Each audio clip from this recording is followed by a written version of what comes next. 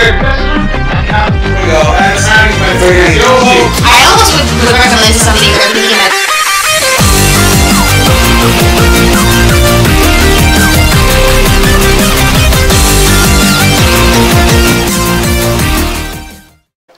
Hey, I'm Sam Martinez. Thanks for tuning in to our podcast, Moneyvation.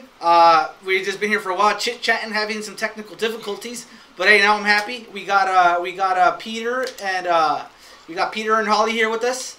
And today we're going to be talking about multi-level marketing. You know, the pros and cons, our opinions, and you know, there's a lot of it out there. Go ahead and kick off, Pete. What you think about multi-level marketing? I love it. Multi-level marketing. It's a team-building process. I've actually structured my real estate company very similar to multi-level marketing, so I can appreciate the benefits of it, certainly. But there's also a lot of stuff out there. There's a lot of skepticism about it because people tend to have that bad connotation like it's a scheme, right, Holly?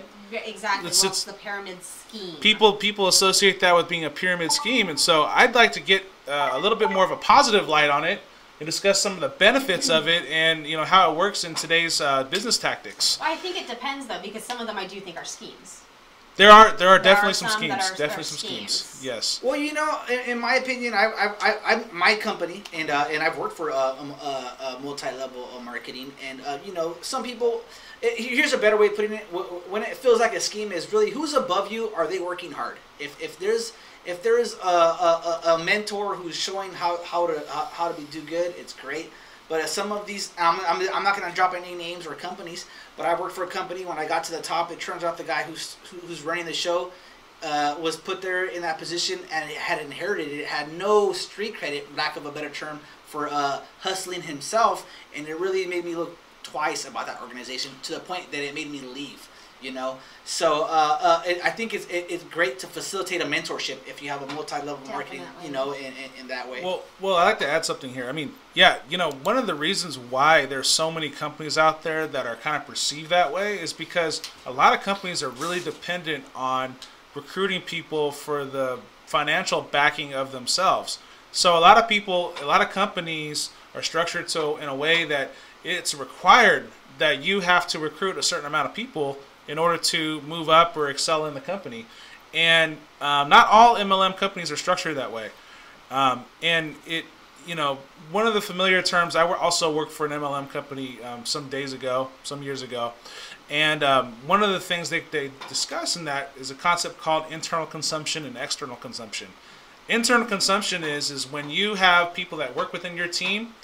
And, you know, by all means, on a side note, it is good to know your product. And what better way to know your product than to be a customer of your product, to actually own your product, right? It's a lot easier to sell something when you actually know what that product can actually do.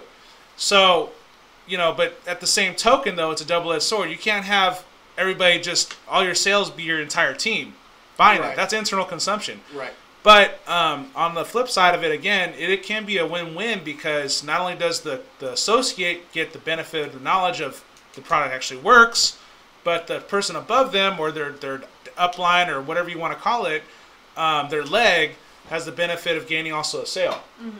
Then there's external consumption. External consumption is when you're out there and you're just selling to the public and you're telling people, you're spreading the word about this product and how great it is.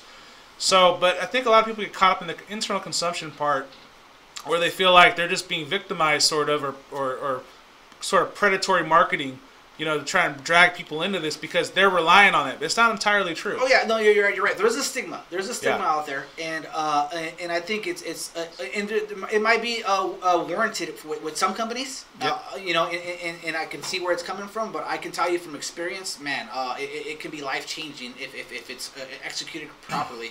For a person coming in from the bottom, you slowly get I'll call it a snowball. You know. Mm-hmm. And but hey, you know, and I have a multi-level marketing where not so to extent where I would say some companies go, but I let you build your team and have a team below you, and you can reap in the benefits with a company. And conversely, I've worked for companies, I'm sure you guys have, that were just, you know, there is no team building, there is no multi-level marketing. You bust your butt and you're still at the same spot, you know. And, you know. Oh yeah. There's definitely a fine line between, you know, working at a traditional company because you get stagnant. One of major benefits and why I'm a big proponent of multi-level marketing is because you can accelerate in your career, in your field very quickly. You can move, the promotion is based upon you.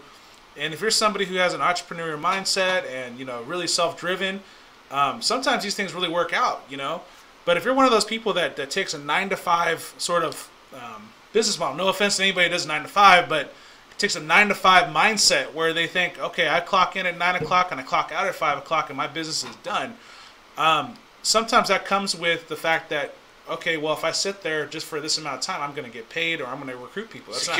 That's not how it works in MLM. Right. MLM, you have to go out there and you actually have to recruit. Closed mouths don't get fed. You have to go out and talk to people. And if you don't do that, you're going to find yourself stagnant and probably be one of those guys giving it a bad connotation, Right. It's one of those jobs you have to live. You have to believe in your product. Exactly. And you have to just live it, eat it, breathe it every single day. Well, there was a big company that I think started the stigma. I can't remember what it was. It might have been the insurance industry. I come from the insurance industry where multi-levels are common. And and because of that, there's just people. Oh, it's a pyramid. It's a pyramid. It's a pyramid. Mm-hmm. And a pyramid or not, it's a couple things. I feel like, well, what are you selling? It's gotta be. Ultimately, I think any organization, regardless of being a pyramid or not, or being a multi-level marketer or not, ultimately are you making good money? Are you happy? Starting at the bottom, you better be making good money. And luckily, we have the benefit, in being in our industries, mortgages and real estate, where at the bottom, hey, you know what? You're mentoring somebody, you train them, and guess what? They're making boku bucks, And that's a great thing. I know, and sometimes, when I was in the insurance, it takes a lot of grit. I'm being honest with you guys and saying that sometimes when you start at the bottom, man, you might not be making too much money. Or whatever, because I've seen pots and pans multi-level marketing, and I'm not saying they're bad. It's just you got to get that hustle down. And there might be a lot of grinding, And well, there's a lot of saying in the business. A lot of people are selling lotions and potions, my friend. Lotions and potions. And I think that's lotions and potions. Lotions and potions. I think that's one of the areas of these pyramid schemes that kind of give it the negative connotation. So good point. No, yeah, and I'm not going to drop any company names out there, but I've been to some recruitment agencies where they're like the huge raw meetings, and these people are on a multi-level marketing. They're almost what's the word I'm looking for? They're almost brainwashed. They're like a cult. Almost. Cult, thank you. Yeah. And they're not making no money. I'm like poor dude. Snap out of it, bro. Well, That's what I'm going to say. You got to be making.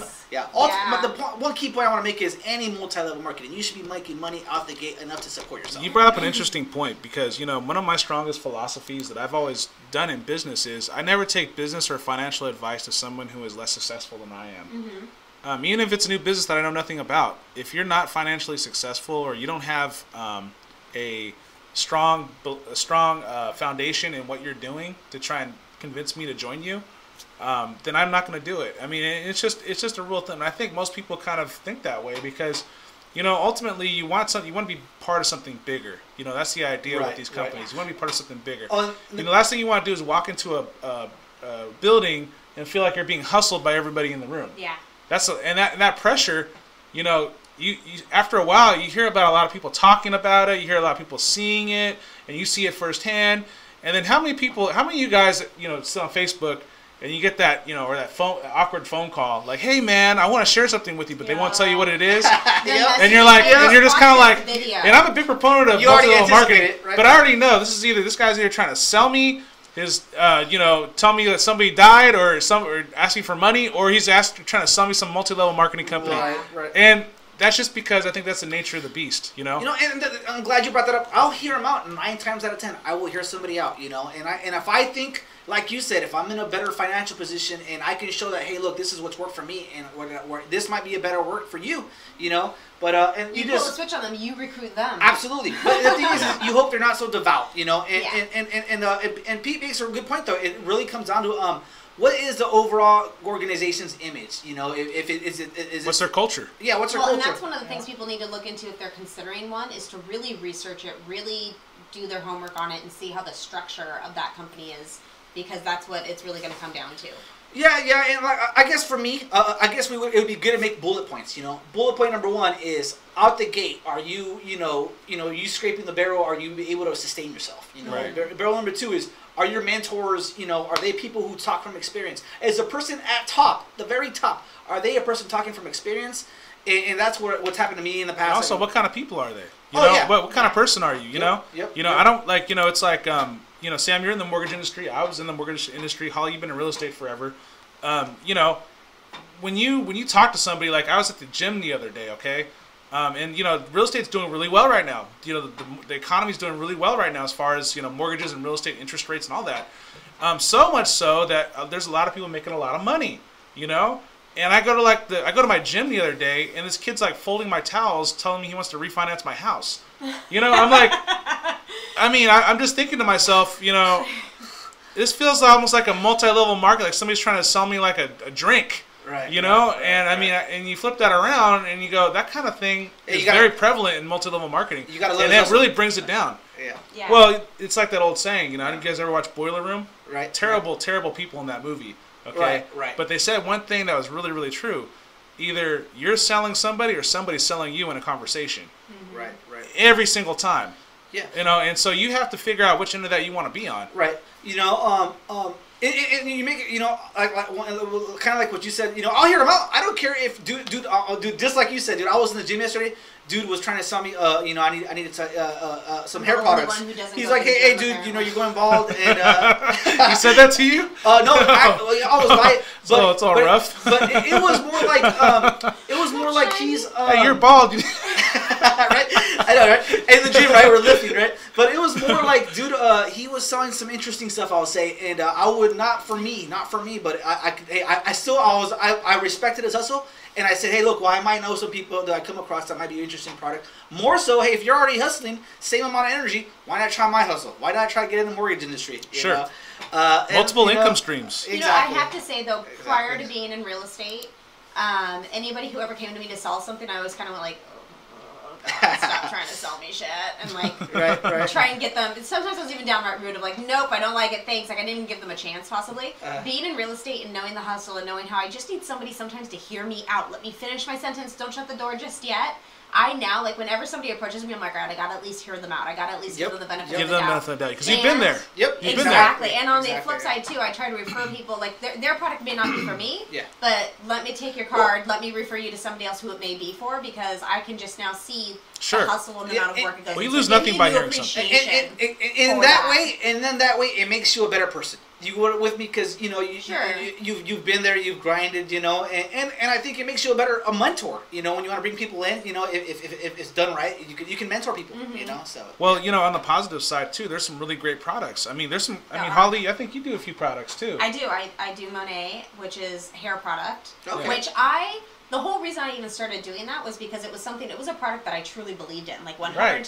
You tried it. Love this shit. Absolutely. And it only took me like a week of using it, so I was like, okay, well, why am I not selling this? If I love this much, and people ask me about my hair all the time, seems like easy income, and that's what it's pretty much been. And same thing here. I don't know. Pete, you come from a similar background. You know, I started selling insurances. I'll start, and same thing. Like, okay, it's a great product. We're selling life insurance. You believe in it. Yeah, very, very cheap. I think everybody needs life insurance. Oh, absolutely, absolutely. And then I started, you know, as I started doing insurance, I saw that mortgages. Like, man, I can help people buy a house. People were asking me, "Do you do mortgages?" I'm like, "No, I don't, but maybe I should get into it." And then that's what got me there.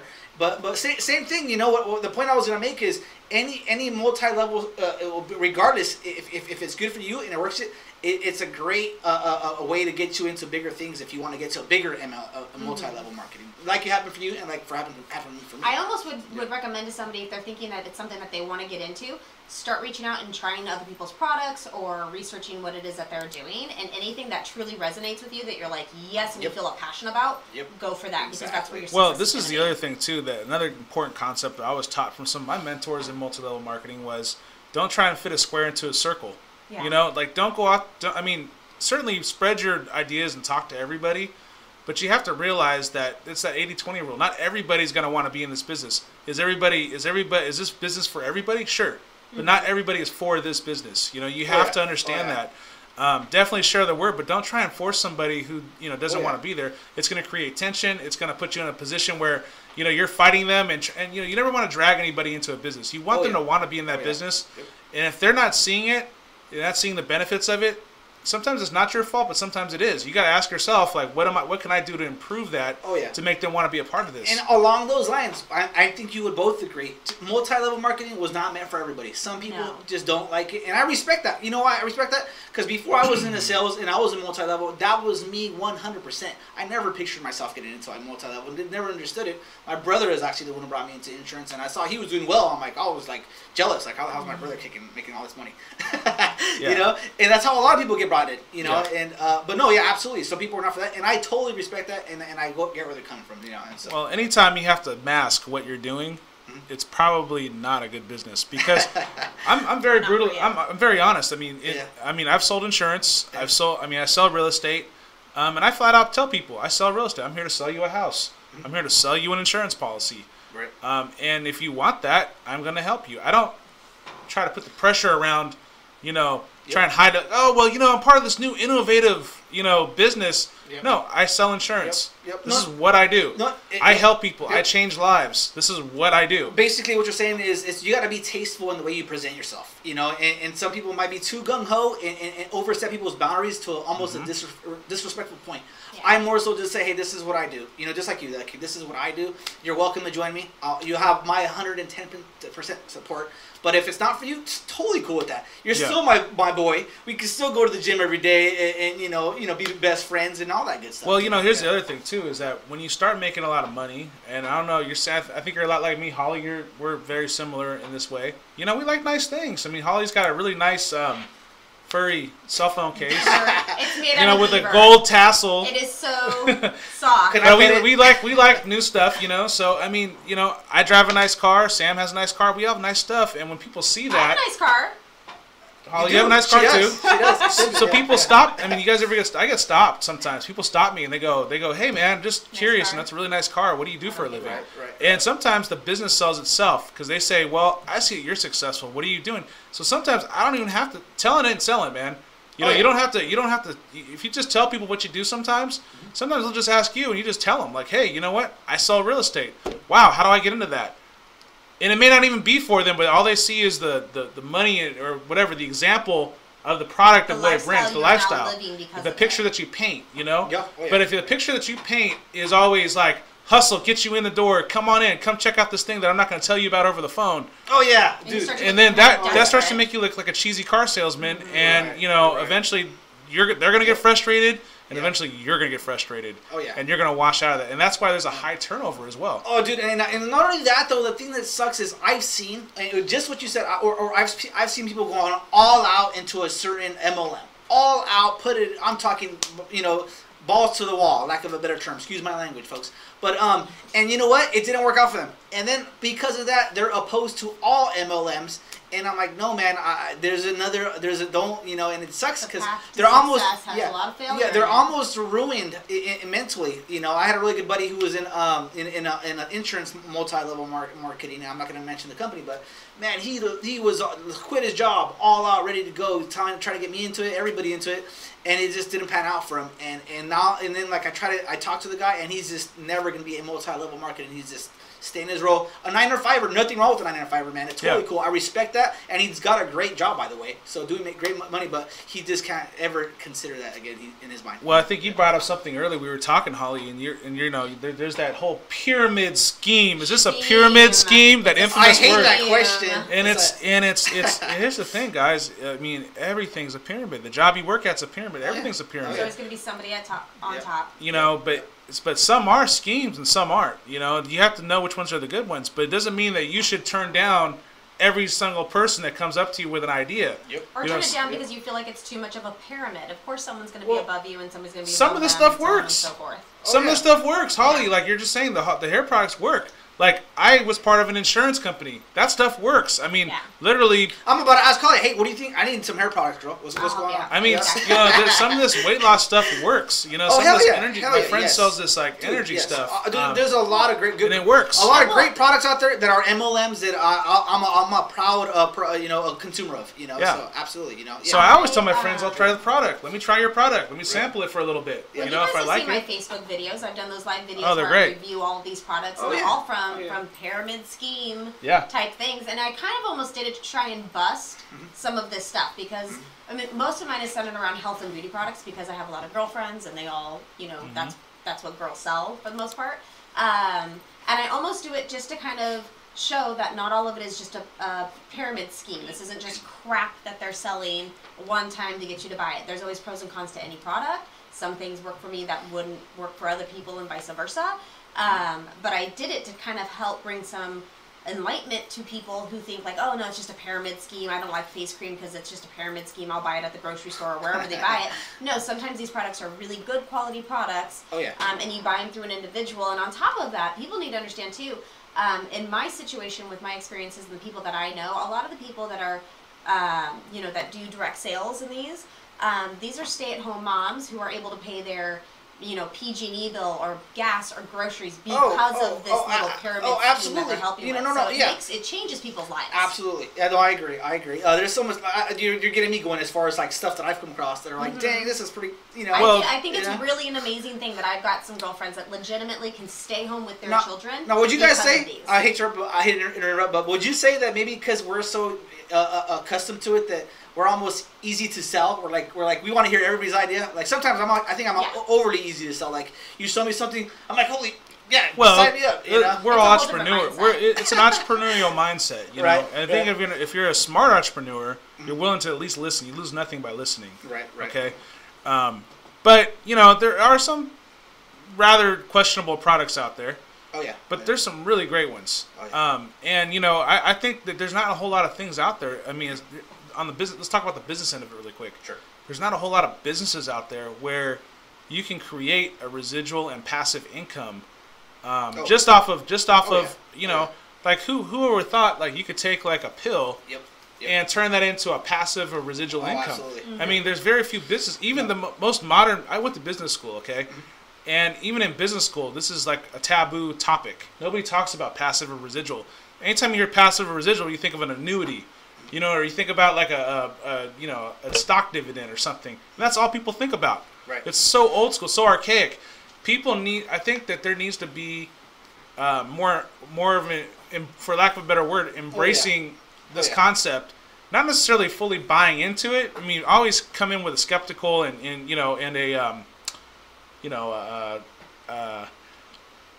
research the product that you're trying to get into. Right. But level-headed mind going into it. I can't think of the word right now, but get into the product. Always just do your due diligence, but don't be so closed-minded to where you pass up a good opportunity. Like Holly's saying, hey, if you're working 9 to 5 and you got nothing else, you have no time but to go home and sit on your Facebook or sit on your computer and work from 5 to 9 and make some extra money. What else are you gonna do? You got 2 kids to take care of. What else is there to make money? So in a way, it does serve a really needed potential purpose for someone in that position. I think in a way to for anybody really summarize what you just said, that would be an MLM can be a great opportunity to basically be an out of box your own business. Literally entrepreneur out like bam. Look, you don't have to. You can snowball it and have a great source of income that's passive. You've built a team, you've mentored them. They can and that's the thing too. I think it's great for mentorship and all that. Well, here's the other thing too is that I think a lot of these companies, some of them sell it the wrong way because they try to make you look at the guy that's all the way at the top, and that's not where you should be looking. A good mentor of mine always told me, he said, "Don't focus on making $1 million. Everybody's so concerned on let me make my millions. How many people do you know that are making $200,000 a year? Yeah. How about $100,000 a year? Like I said, why don't you focus on making $100,000 a year? Yep. Then, when you're making $100,000 a year, maybe think about making $500,000 a year. Right. Yep. Think about those goals first before you jump. I mean, it's great to have these huge visions, but unless you can, if you can't even make $100,000 a year, how do you expect to make $1 million a year? Oh yeah. So humble yourself in this business. It's great to have the confidence, and I'm the most confident entrepreneur you're going to meet. But you gotta be realistic in your goals and your goal setting. And have a critical observation of the company that you're working with. Okay, right. Yeah, right. Be critical. If you're busting your butt for a company, and guess what, you're a year deep and you can't pay your bills. Yeah. You know, there's something wrong. You have to check yourself at some point, and hopefully sooner than later. You know. Yeah. But no, I think that's been a great podcast, guys. I think multi-level marketing is a great thing. You know, hey, we're not experts by any stretch of the imagination. I know on our last podcast, people were correcting us like crazy. Yeah. You know, all over it. Hey, we're just folks like you guys. We're just folks like you guys who are trying to help each other out. Pete, Holly, we're gonna start having some guests on here. You know, we're gonna have some people. We're pretty excited about it, and we would love to hear who do you guys want to come on, or any recommendations or suggestions. Yeah, stay tuned. Suggestions. Yeah, stay tuned. So that's it, guys. Thanks for tuning in, and we'll see you guys in our next podcast. All right. All right. See you guys later. Bye.